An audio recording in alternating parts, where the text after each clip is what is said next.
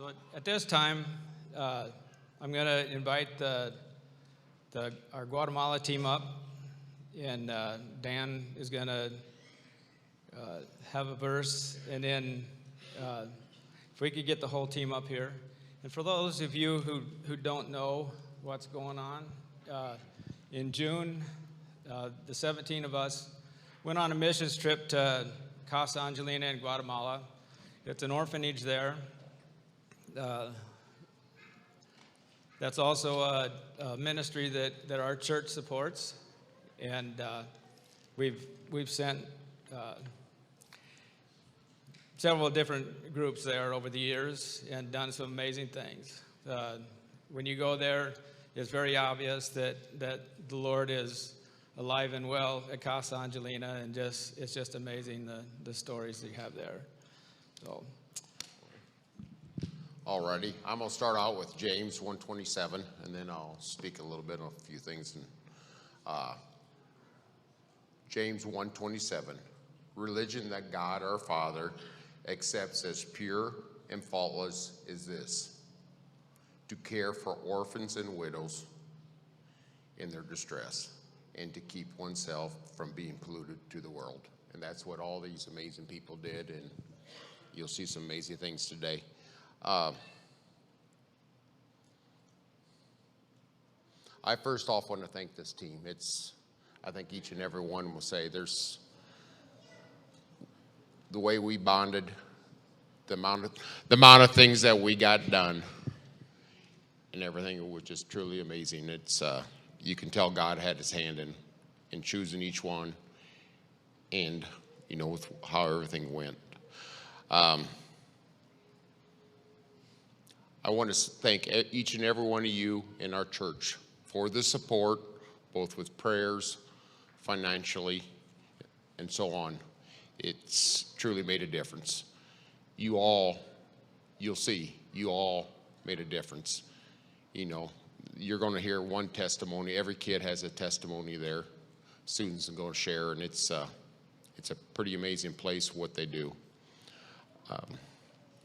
Anyway, with that, and then I'll kind of conclude at the end on some things, and I think we'll have some more video that, because of timeline, we didn't run playing on the loop up here and in our overflow room at the end. And then also, for anybody that wants a taste of Guatemala, we have some Casa Angelina coffee that we brought up too, so you could try that out too at the very end. So anyway, with that, we're going to watch. So the first video we're going to watch here, about a 2-minute video from Casa Angelina, showing our project, showing what we did.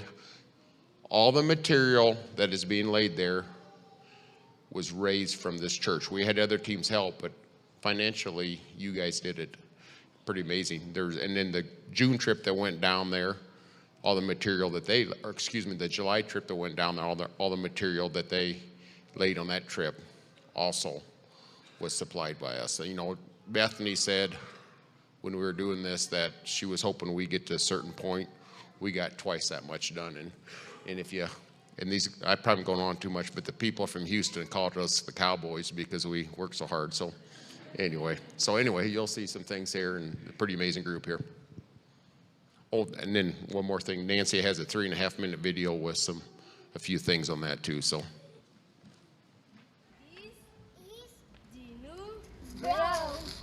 Greetings from Casa Angelina. I am currently right now standing on the completed section of the road that your team did.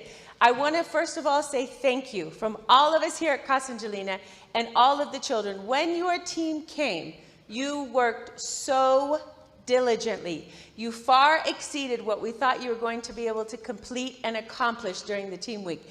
And we were all rejoicing with so much happiness at what got done. You can see behind me, the gentlemen of our construction team are actually continuing to work to lay out big lines for the team that's coming in July to continue to lay this road with the donation that you gave.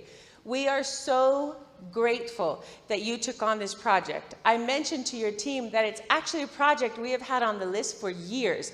This road is something that the children use daily. It is a big part of Casa Angelina, and it's really hard, and has been hard, to raise money for this road, to build a road through Casa Angelina. Yet, the benefit to the children, the riding of the bikes, we have a lot of rain here, we have a lot of dust and dirt here because it's really dry, then it's really wet. So we're talking clothes full of dirt, then clothes full of mud daily. And this road will eliminate so much of that. We are so grateful. And I want to say thank you. The donation that you gave has gone towards all of the new section that your team did, plus around the corner, and it will continue around beyond that. We are now missing approximately $75,000 to complete the rest of the whole loop of the road for Casa Angelina. Again, I just want to say thank you for doing such a big portion of this, for taking on that job of raising the money and talking to your friends and family and all the things that you guys did to raise this money. We are incredibly grateful. We want to thank you again from all of us at Casa Angelina, and we want to invite you to come and visit us and see this road and stand on this road for yourself, because it is a blessing. We love you and we bless you. Thank you so much for the road. Gracias.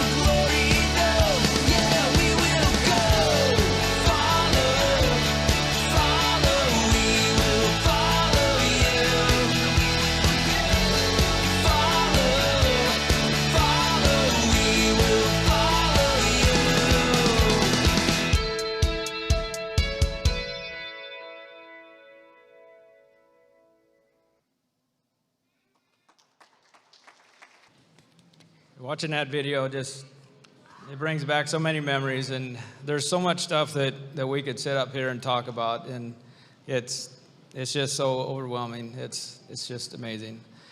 Anyway, Pastor Russ had asked us to have a devotion during this presentation, and we didn't really know what we wanted to do. But one of the nights while we were there in Antigua at the motel, I had given a devotion, and we thought that we should go ahead and use that devotion for today. But first of all, I want to just start off by setting the stage on why this devotion stuck out to me so much. And I am going to read this. Apologize for that, so bear with me. When we first started attending here at Faith, one of the things that really got my attention was the stories from the people who had been to Casa Angelina. The stories of how they had gone to help build Harvest House, which is one of the homes for the boys at the orphanage, and build secure homes for the widows as well as other projects. It made me think that was something I could do. I've been a carpenter and in construction most of my life, and I felt this would be a way I could serve. So in 2017, when the opportunity came up for us to go to Guatemala, we decided to go. I was very excited to be able to go somewhere and use my skills to help others in need. After we got there and started meeting the kids, hearing the testimonies, and seeing how God was working in and through Casa Angelina, I soon realized how important it was for us to be there for those kids. After we returned home, I had a few people come up to me and ask, "Why don't you just send the money you use for the tickets and motels and let the local people do the work?" I started thinking, was it right to go on this mission trip, or would it be better to just send the money? I read the book When Helping Hurts to try to understand whether or not it was right for me to go to Guatemala. After reading the book, it really got me wondering if I had done the right thing. But I kept thinking about the joy and smiles of the children's faces in light of all they've been through and the happiness of the widows that had received their new homes. I continued to have a desire to go back. Then last year, Dan approached me and told me he wanted to plan a trip in June of 23 and asked if I wanted to go. So Lori and I prayed about it, and eventually we decided yes, we needed to go. At one of the meetings, Nancy told us about a 40-day devotional titled Before You Go by Jack Hempling that Dave Dutcher and his family had gone through before they went to Guatemala. And she offered to get a copy for anybody interested. Going through the daily devotions really brought back thoughts and feelings from the last time we were there, as well as helping us to prepare our hearts and minds for things we hadn't thought about. Then on day 38, the devotion really hit me. The title of the devotion was, Is It Worth All the Money to Go? The scripture for this devotion is 2 Corinthians 4, 5 through 7. And it says, "We do not preach ourselves, but Christ Jesus the Lord, and ourselves your bondservants for Jesus' sake. For it is the God who commanded light to shine out of darkness, who has shone in our hearts to give the light of the knowledge of the glory of God in the face of Jesus Christ. But we have this treasure in earthen vessels, that the excellence of the power may be of God and not of us." And the devotion reads, the thought may come to your mind that this short-term mission trip is an awful lot of money. In fact, there is one school of thought out there in Christian circles that says wealthy nations should send their money and not people on short-term mission trips. After all, the logic declares the nationals can do so much more with that amount of money than you can. There is one major problem with that logical view. Nowhere in the Bible does it say that God inhabits money. God dwells in people. He has said go. He is sending you and has promised to go with you. God has placed something in you that can never dwell in a currency, and that is the deposit of himself. The reason that Jesus said go is because one person has this strength from God that another person needs. We in the we in this country need the strength that God has deposited in Christians from other parts of the world and vice versa. You are being sent to places where you are going to pray, serve, preach, sing, testify, build, or train leaders like only you can do. No dollar bill can do it. You're going to meet people and form relationships that no amount of money can accomplish. Does God have the necessary resources to see his commands fulfilled or not? Economic markets rise and fall, but God has no shortage of dollar bills, pesos, pounds, shillings, and other currencies. The Bible says that the earth is his and the fullness thereof. In other words, it all belongs to him. His bank account is unlimited. Although he does have a shortage of obedient servants who will go into all the world. The author also talks about some personal experiences that he's had in his life, and he writes, I am sometimes asked, rather than us spending so much money on travel, lodging, and meals, to go somewhere to help on a construction project, wouldn't it be better for us to just send that money to hire local workers to get the job done? One day during our 5 years as missionaries to Haiti, I posed that question to 4 or 5 key Haitian pastors. One of them got a pained, sad look on his face. An awkward moment passed, and then in a quiet, plaintive voice, he said, it's not about the money. They help our church members know that we are not alone. They help us know that we're part of something global. Having a mission team here is an unbelievably uplifting time for all of us, regardless of what gets done in terms of construction. After reading this devotion, I felt more at peace about going. I mentioned earlier about the book, When Helping Hurts. The book isn't telling you that going on a short-term mission trip is a bad thing, but it does tell you to make sure that you're going for the right reasons. In verse 5, Paul writes, we do not preach ourselves, but Christ Jesus the Lord, and ourselves your bondservants for Jesus' sake. Back in 2017, I wanted to go to Guatemala because I thought I could help by using my abilities to build a home. Like no one in their community could do that as good as I could. I'm not saying that it's bad to go to Guatemala to help build a home. I'm saying don't think it's about you. After we had gotten there, I soon realized the main reason we were there wasn't to help build a home. It was to show the orphans someone cares.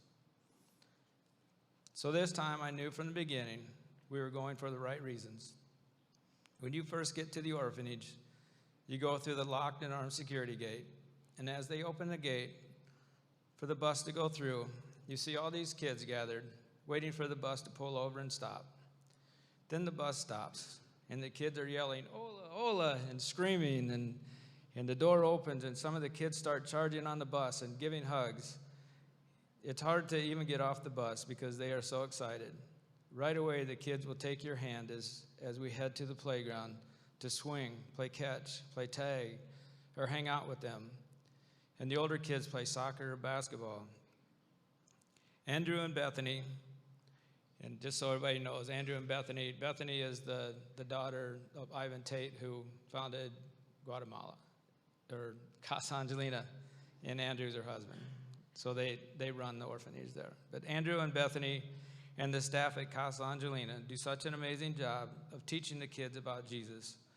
When you hear the children's testimonies, you can tell they know who Jesus is. And they've accepted him into their hearts. Almost every one of these kids have gone through so much suffering and have scars to prove it. Many of them have been abandoned or abused either physically, mentally, or sexually, and many of them have suffered all of it. So when they see that people will travel thousands of miles to spend time with them and play with them, it shows them that Jesus loves them and cares for them. It reaffirms the faith they have in Jesus. That is how we can preach Jesus to these orphans, by serving them for Jesus' sake, not for our sake. And in verses 6 and 7, it says, For it is the God who commanded light to shine out of darkness, who has shone in our hearts to give the light of the knowledge of the glory of God in the face of Jesus Christ. But we have this treasure in earthen vessels, that the excellence of the power may be of God and not of us. When we become Christians, God fills us with his light, which is the light of the knowledge of the glory of God. He shined it in so that we could shine it out, not just keep it to ourselves. So what is this treasure?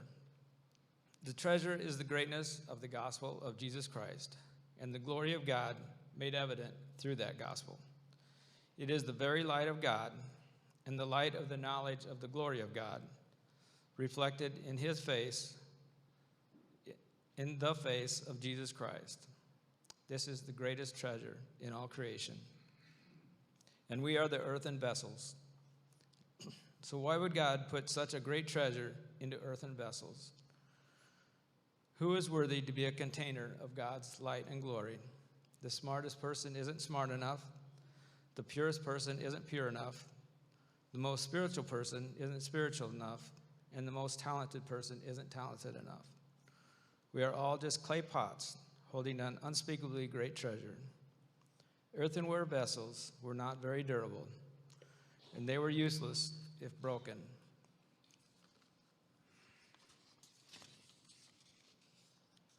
They were thus cheap and of little value.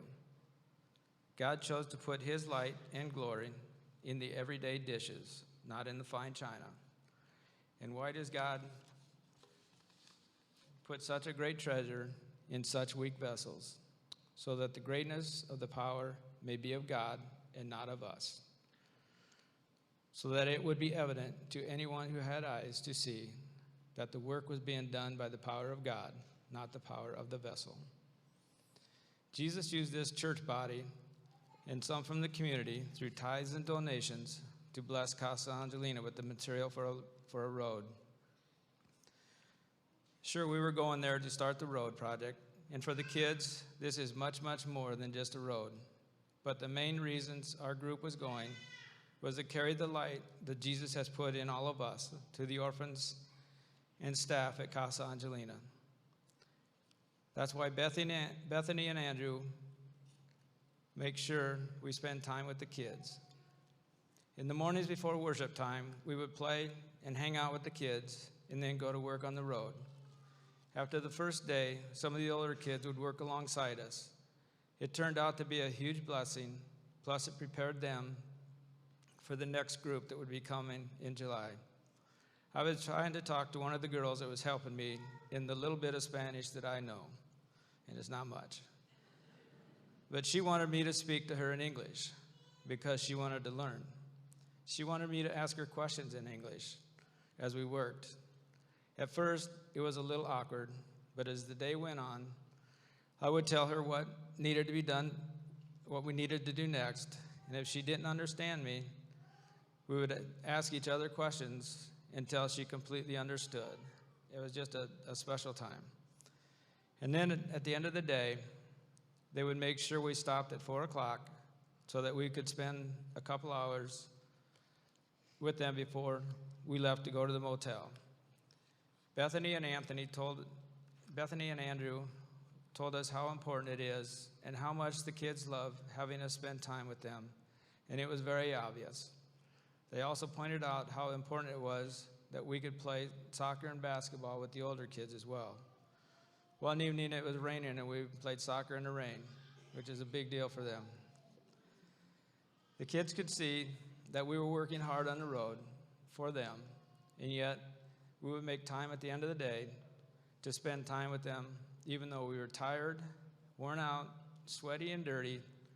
We had bumps and bruises, sore backs, swollen toes, skin rashes, and upset stomachs, but you could still look around and see our team running around with kids on their back, giving rides, playing catch, pushing kids on swings, playing basketball, playing soccer, running up and down the hills, playing tag, or just sitting with them and giving a hug or two.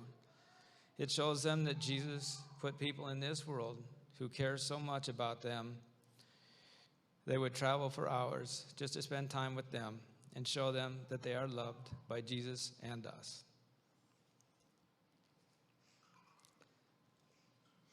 When you give your life to Jesus and accept him as your Lord and Savior, God fills you with his light.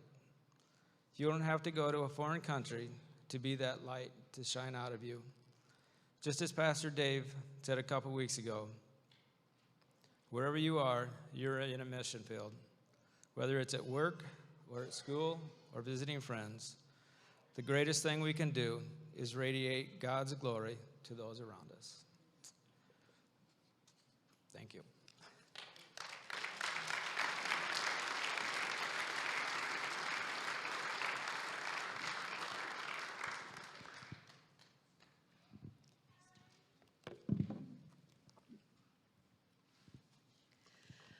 Good morning.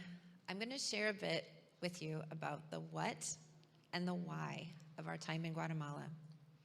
In the wee hours of Saturday, June 17th, I boarded a plane in Des Moines along with 16 others bound for Guatemala City with a short stop in Houston. I knew a few of the team members better than others, but some of the members I didn't know at all. I didn't realize how quickly and drastically that would change.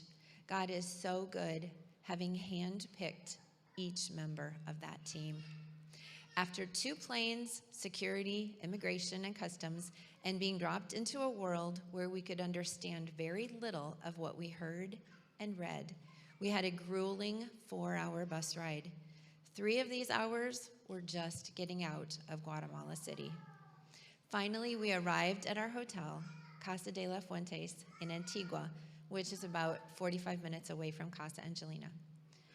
I won't talk more about the traffic, except to say that when I got home, I was very thankful that here the pavement markings are the norm, and those markings actually mean something and aren't a mere suggestion. And turn signals are not simply an accessory that comes with the vehicle. The hotel, whose name means House of Fountains, was beautiful, a little oasis in the middle of the city. My new roommate, Pam, and I soon got acquainted and fell into a routine. On Sunday, we attended a bilingual worship service at a church there in Antigua and did some touristy stuff. We ate at a beautiful restaurant on the side of a mountain overlooking Antigua.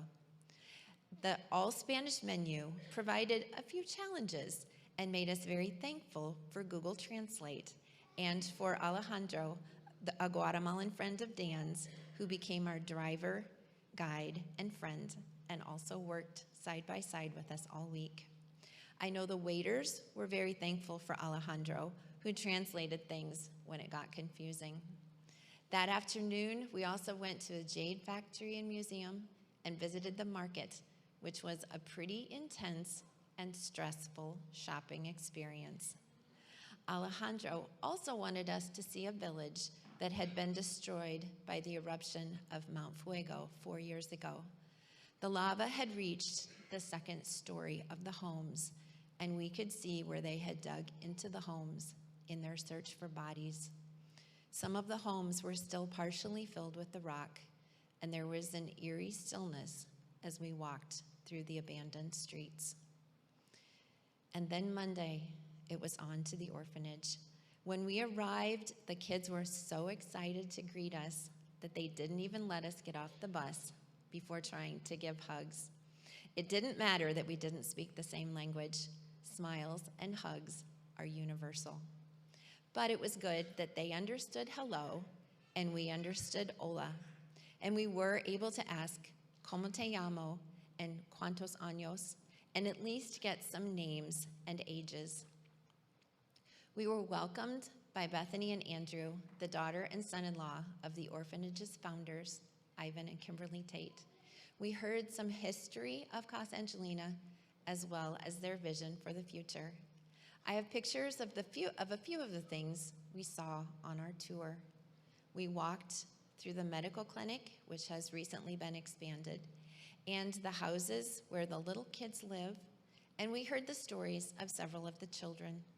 We saw the 3 houses where the older girls live and the 3 houses where the older boys live. Bethany shared some of the challenges of raising 165 toddlers, children, and teens, and how they have found solutions for some of those challenges. We walked through the ministry house, which is a building that is used for sleepovers, cooking lessons, and quinceañera celebrations, which is the big celebration of a girl's 15th birthday that involves a fancy dress, big cake, and lots of presents. We walked through part of the school, which has also been recently expanded, and heard the miracle of how the grade A turf came to be on the soccer field. We toured their church with the kids' church room and nursery and a small kitchen, and we also saw the tennis courts and their aquaponics greenhouse. On the wall of their indoor gymnasium were the inspiring words that in English mean International Academy of High Dreams. After lunch, there was a visit to the 750-tree avocado grove and a widow's house. It was quite a full day. One of the unique things about this orphanage is that the children don't age out. They are part of this Casa Angelina family for life. Another unique thing is that while there are many projects on their wish list, they don't borrow money to complete these projects. They do the part of the project that they have the money for, and then they wait for the next donations to come in. They have a lovely dorm for the girls who are studying at university, which is great motivation for the younger girls. They want to go to college so they can live there. Right now, the house is full, but Bethany is confident that God will provide a solution before more girls need the space. The foundation is poured for a similar building for the boys, but that building isn't completed yet because they got as far as they could with the donations they had. Another project on the wish list is getting batteries for the solar panels, which are already in place on the roof of the church. Once this project is completed, it will supply the electricity for the entire orphanage. Tuesday, the work began, but not before we had our morning recess. The kids were just as excited to see us as on the previous day. And some team members started the day with a workout, playing basketball or tag. Also at Casa Angelina this week was a large team from Texas, a family from Michigan, and a small team from Colorado. They were all working on a different project today, but the plan was for them to join us on the road project the rest of the week. This gave us a day to figure out what we were doing. And toward the end of the week, we had several groups of teens from the orphanage working alongside us. We were glad for the help, as Mike said, and to have a chance to get to know them better, and for us all to practice our language skills. When we got to the work site, we saw a huge pile of black volcanic sand and several piles of pavers. There had already been some rows of pavers laid, which we would be using as guides to help us keep everything straight and level. So the process was this. Any big pieces of gravel on the surface needed to be removed and some sand laid down so the base was even. A paver was put in and pounded down, and a board or a square pipe was used to make sure it was level with the guide bricks. If it was too high, the paver was removed and some sand taken out. If there was too much of a gap, the paver was removed and more sand added. The pavers were pounded down using logs with a flat end and a hand-hewn handle. The people who were on their knees laying the pavers were supplied with sand and pavers by others so that they could just keep going. Once a section was completed, a trench was dug and filled with cement. And once the pavers were in place, fine sand was swept across the top and pushed into the cracks between the pavers. Of course, this fine sand came from the same pile as the sand that went under the pavers, but the rocks had to be sifted out. This is the job that Nancy and I did 3 of the 4 days. We sifted it 1 shovelful at a time into a wheelbarrow, and someone came to get it when it was needed. The other job I did for 1 day was to carry pavers to the people who were on their knees. I don't think that there was an easy job in the whole process. They just used different muscles, and all were equally important. We had a chance to play with the kids at the end of the day as well. Several of the days, this had to happen in the gymnasium because it started raining about 4 o'clock, which was quitting time. The last day, one of the rainy ones, someone took a picture of a few kids going back to their houses after the playtime was over. This is the best illustration of why this road was needed. Can you imagine all the mud those little feet would drag in? We were able to complete a large section of the road while we were there. So starting in the lower right-hand corner of this picture, the sections of the road between the blue arrows were already completed. The section between the red arrows is what we got completed the week we were there. And the section of the road that curves between the second red arrow up to the yellow arrow would also be built using the materials that were purchased with the $65,000 that was raised before we left. In July, there was another team week when there were over 100 people were at Casa Angelina, and some worked on this project, extending it past where we got while we were there. So that's the what of our experience. Here is the why. Each morning, after recess and before the work began, we met in the dining center to worship with some praise songs and to hear the testimony of one of the orphans.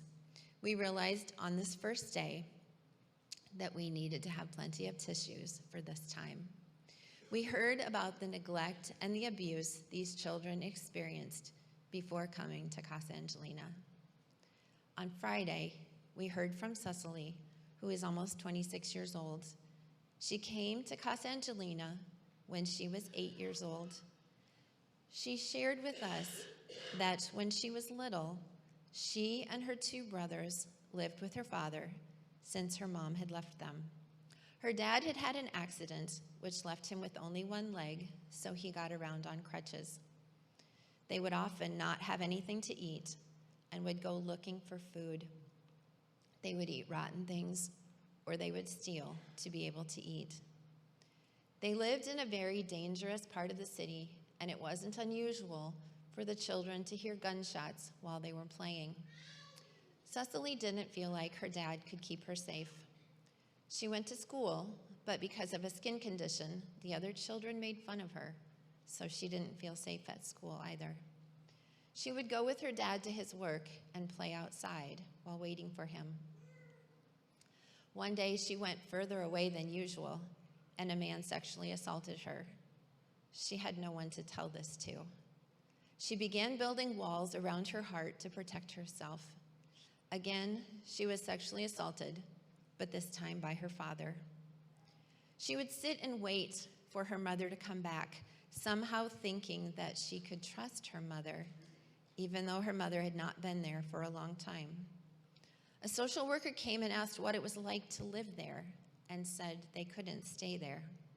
They were shown a list of orphanage names, and they chose Casa Angelina. When she got to Casa Angelina, she had built very strong walls of protection around herself. At the orphanage, she learned about Jesus and accepted him into her heart. She learned that if she wanted a connection with God, she would have to forgive, to let go of all the hurt and the pain and the unforgiveness of her past. That forgiveness started the walls coming down. But sometimes thoughts and memories of the past come back, and she daily needs to make the decision to forgive. The unforgiveness can keep her from being connected to God. She shared with us a verse that's meaningful to her, Isaiah 55, 8 and 9. My thoughts are nothing like your thoughts, says the Lord, and my ways are far beyond anything you could imagine. For just as the heavens are higher than the earth, so my ways are higher than your ways, and my thoughts higher than your thoughts. She knew that she needed to dream big because God's plans for her were big. She encouraged us all to dream big, reminding us that we were never too old and God has big dreams for each of us. Cecily shared her testimony entirely in English. She's traveled to the U.S. and she's also studied in Spain, where she was surprised that the classes were entirely in English. She is a good student and a mentor to other girls. She was so brave to share her story, as were the others that we heard from.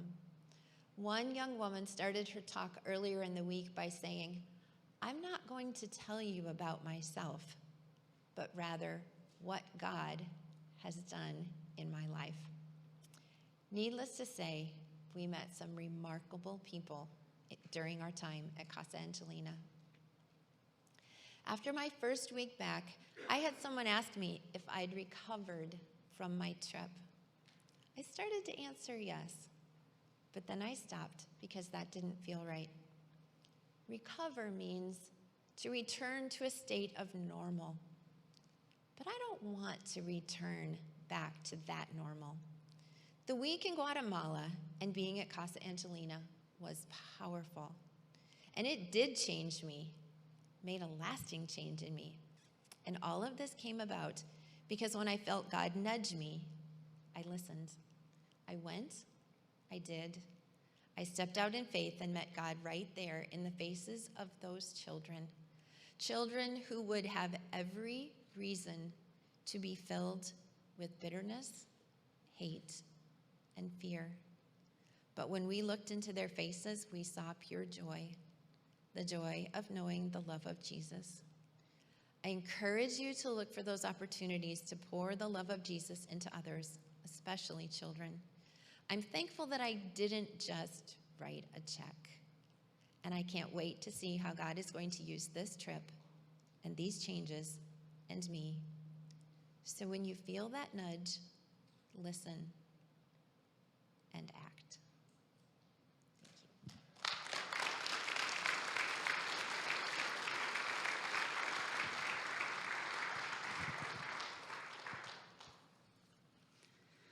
I'm going to share a little bit about the medical and dental clinic that Dina Hudson and I were in during the week. So we got to experience the tour of Casa Angelina, and then when the rest of the crew went to work on the road, we went up to the medical and the dental clinic, which had been recently expanded, so we were very pleasantly surprised. The dental operatories were nicer than some that we work in here. They have 2 part-time dentists on staff for the orphans and also the widows that Casa Angelina serves. The medical clinic also sees the surrounding people from the villages, and they see on average 600 people per month. The cost to them is 10 quetzales, which is about $1.27. Casa Angelina also supports 115 widows at the time that we were there, but we just received an email that they've welcomed 3 more widows' families to the Casa Angelina family. And so the widows and the widowers and their families were who Dina and I saw through the week. We treated 53 patients. Their ages were anywhere from about 7 to 80. We really didn't know how old they were because most of them do not know their birth date. It also was hard to tell with the children how old they were because many of them were malnourished. They had never been to a dental appointment before. They didn't know how to sit in a dental chair, so when they would come in, they would kind of go towards the end, and there were a couple of them we had to catch so they didn't hit the floor. But we taught them how to sit in the dental chair. They had never had a toothbrush. They've never brushed their teeth. So you can imagine, our before pictures are not included in the slideshow, but you saw the smiles after we treated them. Many had severe decay, periodontal disease, and a lifetime of tartar buildup on their teeth. We saw several with lip lesions that we referred for possible lip cancers. And Dina and I spent our days doing full periodontal treatment. And so what that is deep cleaning, where here in the United States, you would have local anesthesia for numbing. And we did not have local anesthesia, and so we would do that cleaning, their whole mouth without any numbing, and they were troopers. They barely flinched, and they were so appreciative. Their families would come, and they would wait for hours until it was their turn, and we never heard them ever complain. We had the language barrier, of course, and I've often reflected on that in that experience of coming and not knowing what to do, how to sit in the chair. And Dina knows a little more Spanish than I do, but I would just, ask them to open a little bit wider and just say grande, and they would open wide. And so it was very, very good that they could follow that. We were also very thankful to have the dentist there with us in the morning to help us interpret. And again, they were so appreciative. They wore their best clothes to these appointments. Most of them took their shoes off before they would sit in the dental chair because they didn't want it to get dirty. And they were so loving to their families, and which was nice for us to see because we'd heard so many of the stories from the orphans about how they've been mistreated. But these families loved their children and took very good care of them, the best that they could. One of the boys that I had was about 10, and he couldn't walk. He had some nerve damage at birth and had never walked. And they had done some testing before I saw him for his dental appointment to see if he could be helped to walk again. And so I don't know how that turned out, but his mother carried him on her back. And the clinic has a wheelchair, so when he came into my operatory, I helped transporting him into the chair, and I would say he weighed probably about 60 pounds, and where they lived, it was up the side of a mountain, so there was no way a wheelchair could go there. And when they left, she put him on her back and carried him out, and she just thought nothing of it. That was just part of her life, was carrying him. We received many hugs and gracias. And as Susan shared, the universal language is a smile and a hug, and we received many of those. All of us had the 40-day devotional to prepare for our short-term mission trip, and as we read through that, a couple of words stood out to me, and one of the words was endure. We often think that we endure hard things, but we are so blessed, as many of these families may only eat one tortilla a day before they are supported by Casa Angelina. And God also equips us for the work He has for us to do. And we do that work to bring glory to God. We heard the stories from the orphans each day, and Bethany also would speak to us. And one day she told us, as we're trying to make sense of why does God allow all of this to happen in those children's lives? And she said that, life may bring horrible things, but God is always with us. He always loves us. He will never abandon us. And it is not our job to hold God accountable, but to be accountable to God, to allow God to transform your life. And so, you do go on a mission trip thinking that I'm happy to go and serve others, but it is in that serving that you truly grow in your faith, in your trust in God, and that God does restore lives. And we have nothing to complain about. All of us will eat more than one tortilla today, and we are so blessed.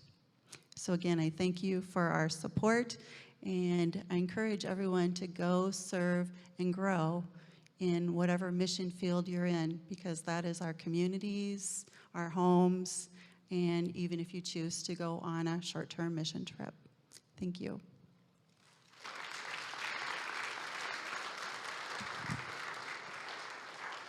So I've had a few people volunteer, a few of our group volunteer for do a few short testimonials. Shannon, you want to come up?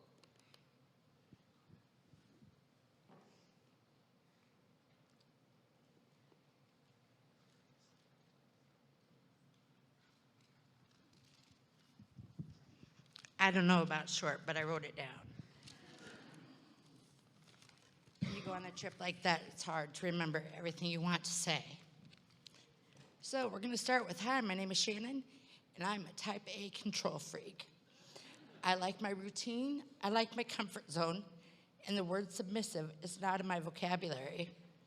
I don't do it at work, I can't do it in my marriage, and I really struggle doing it for God.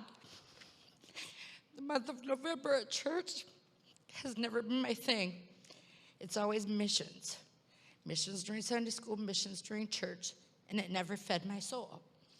Therefore, since I don't like to drive in winter weather, if anything happened, even a snowflake, I had a plausible excuse not to come to church in my mind. Last November, however, one of the first missions that the church talked about were the orphans at Casa Angelina. And if you know me at all, you know I have a heart for hurting children. My biological father gave up his rights, and I've struggled with that my entire life. I just couldn't quit thinking about these orphans. I couldn't quit talking about the mission trip, and I kept researching it on the internet. God kept telling me I was going to go. The Holy Spirit kept moving me to tears. But I'm not submissive. You have to hit me over the head. So I didn't submit without a fight.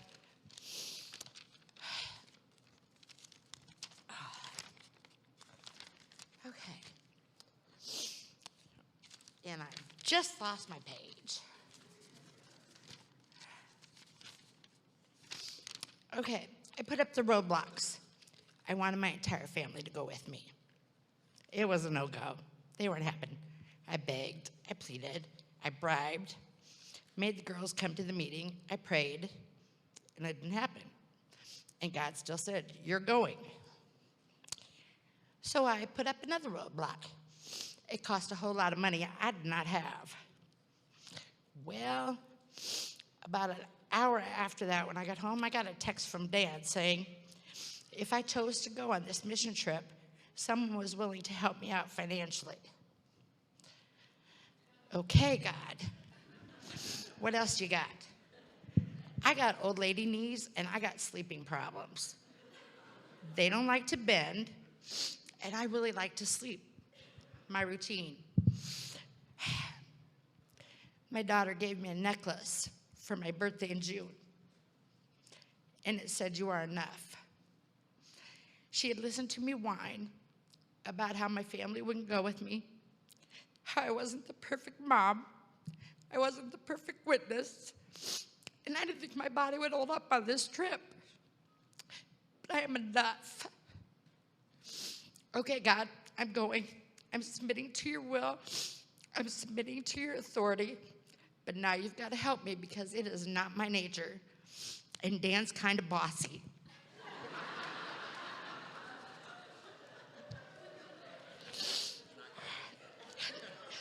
I was trying to be nice.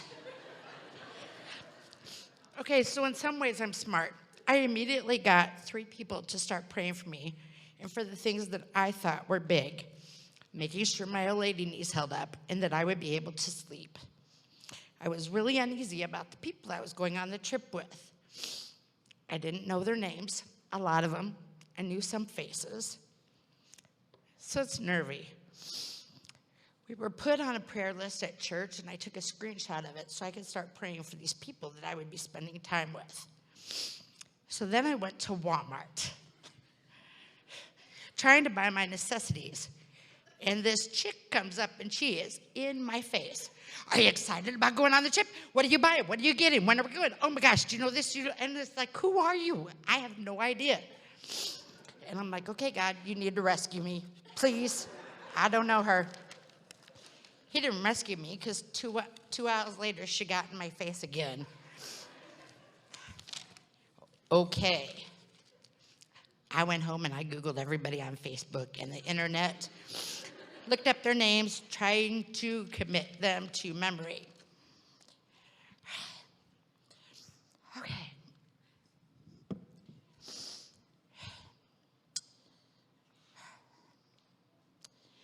I don't have that problem anymore. We shared something special together. We worked side by side. We laughed and we cried. We shared stories and we gave encouragement to one another. Not only did we do devotions and pray together, but we prayed for one another. I would not hesitate to call these people my friends now, and I know that I can trust them to have my back, and with any prayer request I have, they are truly a treasure now. To me, Casa Angelina was a gift from God. When you pull into the gates, you were greeted by a ton of children with beautiful smiles and so many hugs. I was so impressed that everything there had been funded by donations. Bethany's faith is so strong. She said if God wants them to have it, he will provide. They've never taken that alone. I wish my faith was always that strong. We started our day with playtime with the kids, who were completely filled with energy. Next up, we had a few praise songs, followed by the heartbreaking testimonies from an orphan every day. They were the worst atrocities perpetrated on these kids, but through the power of God via Casa Angelina, these children chose to forgive the people that harmed them. When I think of the petty grudges I have held, I am so ashamed. Casa Angelina has a lot of security in place, like barbed wire and electric fences. We were told it was to keep the children safe, since some of them have to go to court and testify. And to hear the orphans referred to as a piece of evidence absolutely broke my heart. After we dried our tears, we headed to work building the road. There truly was a job for everyone, no matter what your skill level was. God did save me from bending and being on my knees, doing those pavers. I got to carry them instead. So they were right, a job for everyone, no matter what your skill level was. We ate yummy lunches with delectable desserts at the orphanage daily. Then we went back to work for a few more hours. When we called it quits for the day, we had another opportunity to play with the kids. I'm telling you, we were bone tired, but God gave us the strength to play every afternoon. For me, the last day was bittersweet. The last day of doing work that God called me to do. The last day of playing and bonding with incredible kids. Bethany gave us a stern talking to, but she told us no tears. It would upset her kids. There were so many hugs, I didn't shed a tear. They were all so grateful and appreciative. It made me feel so humble. We came and we helped and we made their home better. And I was grateful that I submitted, grateful for the people that made it financially possible for me to go, grateful for the preacher that reached people that reached out to me in prayer and encouragement. I'm grateful for the new friends I've made, and I'm so grateful that the whole experience brought me closer to the Lord.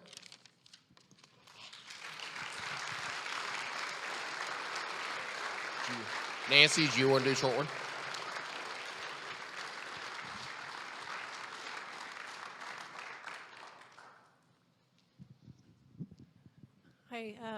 I sort of thought maybe I'm supposed to share today because I'm not supposed to be here, and due to other circumstances, like my trip got delayed so that I could be here this morning.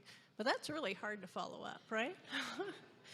Anyway, so my experience, I've been twice now to Casa Angelina, and so what I have one takeaway from each trip, and I'll just share briefly.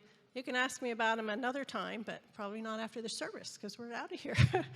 But the first one, when I went in 2014, was when we went to the widow houses. And, you know, they had built, it's just a 2-room little cinder block house. And these people are just, her praise, her gratefulness, the whole time that you're there, and you bring her this one little Walmart bag, and I don't know about you, I was in Hy-Vee the other day, and I can't walk out with one little bag and say that's my food for a week, let alone a month. But this was her food for a month. It includes things like rice and beans, and she was so grateful, praising God, and telling us that she would sing to us, and she told us how she knows God remembers her because he sees her because we come. And so when I got home, I mean, I couldn't forget that picture. How small is my gratitude? I mean, we live in a land of plenty, but we're constantly comparing ourselves to everybody else, right? And it makes us feel ungrateful. And don't get me wrong, I was grateful before, but I realized that, you know, a lot of the time I spend in prayer, I spend it telling God what I want him to do instead of just in praise. And so now I still ask God for things about the same amount of time, but I spend a lot more of my day in praise and singing, because that was my takeaway, is I need to grow my gratitude. This trip, 2023, we walk in and she gives us the tour. So imagine waking up this morning and knowing you had 165 kids to take care of. You are housing a number of college students, and you've promised to educate anybody who wants to go to college. You're taking care of 150 orphans, providing medical care, education. The widows' children's come in for education as well. You're providing their food, their clothing, housing, and all of their medical needs, including counseling and psychological help. So imagine waking up today, but you don't have any source of income. How do you do that? And so what I realized at that point, but like the week before we got there, they had somebody call and say, do you want to buy some land? I need some money. And they own the land all around them. And they said, yes, we like this 1 acre. And they wanted this 1 acre to build a vocational school that would have an entrance so that they don't have to have people from the community who want it. They could open it to the community, and they don't have to go through the whole orphanage for the safety of the orphans. And they said, okay, and they agreed on $50,000. He goes, okay, but you have to have it in 3 weeks. By the end of our week there, a week and a half in, it was paid for. They had that money because God wanted them to have it. And that's how they live every day. So what I gained from this one is, how small is my faith compared to that, right? I mean, if you asked me to get up this morning and, you know, do that, I'd be like, oh. So the thing is that you have to grow, your faith grows slowly over time, and you need to stretch it. So it could be in serving when God asks you to serve. It can be in giving when God asks you to give, praying when God tells you to pray, going when God tells you to go. But if you don't respond, then you're going to start your faith is going to get smaller or stay small. But when you just trust, as long as it's biblical and it's loving, you know, if you're not sure if it's God, ask godly people. But do what God wants you to do, and your faith starts to expand. And it's just looking forward. It's going to be a beautiful journey. Trent? I think the whole group would agree that Trent kept us entertained the whole trip, so it was fun to have along. Yep. They're all probably going to laugh at me because if you don't know me, I probably talk a little bit more than the average Joe. And I told them they wanted me to do some speech or whatever, and I was like, no, I don't talk in front of big groups. So I'm going to keep this short and simple. All right, but all I got to say is the trip was it was great to get to know everybody on the trip and just the experience, you know, plane ride down there, the bus ride, you know. At the airport, I made some homemade beef jerky, and I got stopped by the police dog because he sniffed it and wanted some of it. And on the way back, Dan was over here trying to get me in handcuffs from the police guy.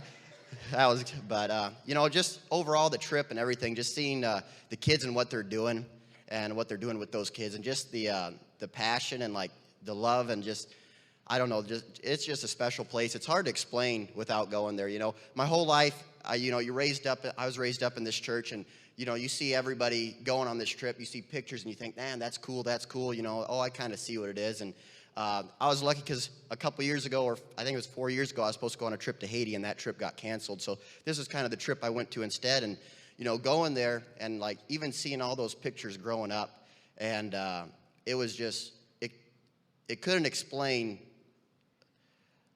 what it was like just being there and just seeing those kids and the impact, you know, that you're having on them and they're having on you. And I talked to a couple people and they were like, man, thank goodness, that's so awesome for you to go. That's so cool for you to go. Like, that's cool of you. I should probably do that or something like that. Or that's so cool you go. And I was like, no, man, like, I'm so grateful to go because that's how awesome and an impact it had on your life. Like, it's not, oh, that's so cool of you. I'm so grateful I got the chance to go and I get to do that because it's just such a life-changing experience and so cool to see.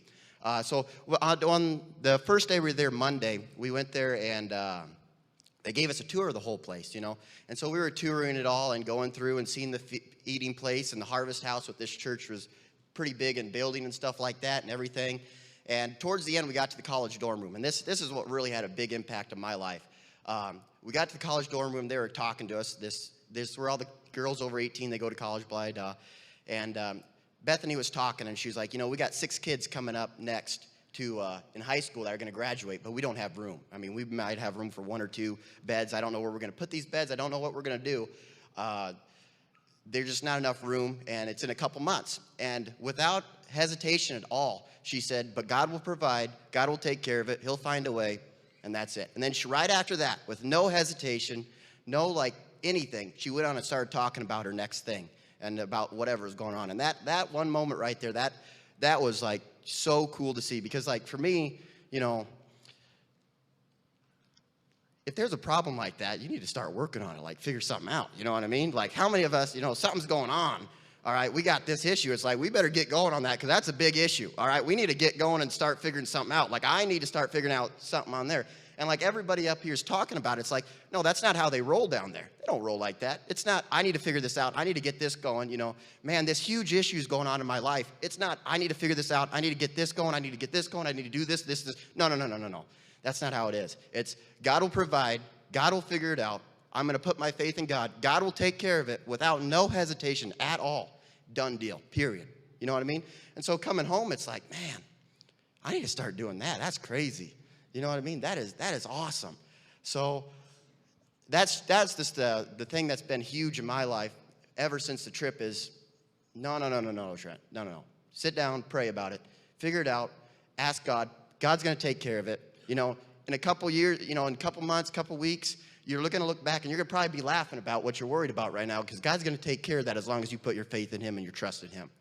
So, and there's a lot of power in that. I don't know about you, but there's a lot of power when you start doing that. That's a pretty cool thing right there, So that's what I've been doing, and that's what really impacted me in my life, and I want to challenge you guys, go do a mission trip, go do something, take a leap of faith. My dad listened to the radio, and he said something to me this week that I thought was really cool, and I'm going to probably mess it up, but the ark was built by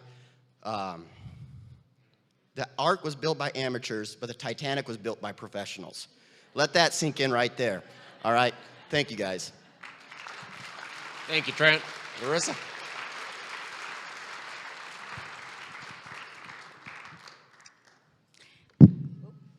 Okay, so hello, everyone. I was excited and nervous about going to Guatemala. I was not sure what to expect, especially going with people I didn't know much about. When we came back, people kept asking how my trip was and what my favorite part was. I had a hard time putting into words how amazing it was. We were there to serve and help them, but I didn't realize how much personal growth I would have. Watching those kids, hearing their testimonies, and seeing how much joy they had, even though their life has not been gentle on them, really moved me. It made me realize how important, valuable, and worth my life is. I've made my fair share of mistakes and was holding on to a lot of shame and guilt. While on the trip, I was able to let go of all of it, and I never felt so peace and free. I also now have 16 very close friends who I'm blessed to gotten to know and share this experience with. I want to thank anyone who contributed, prayed, and made it possible for me. It was truly life-changing.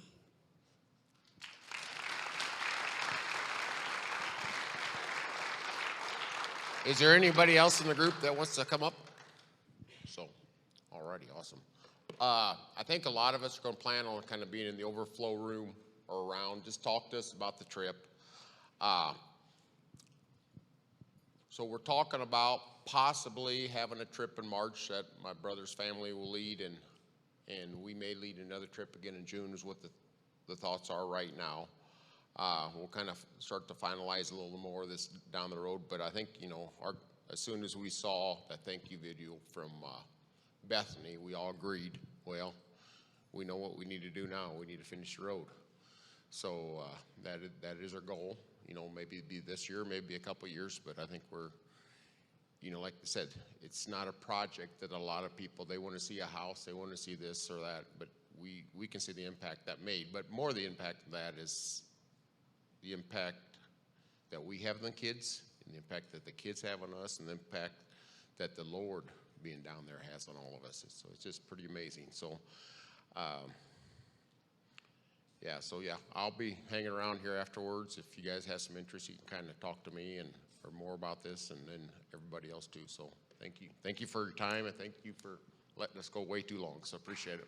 Bye.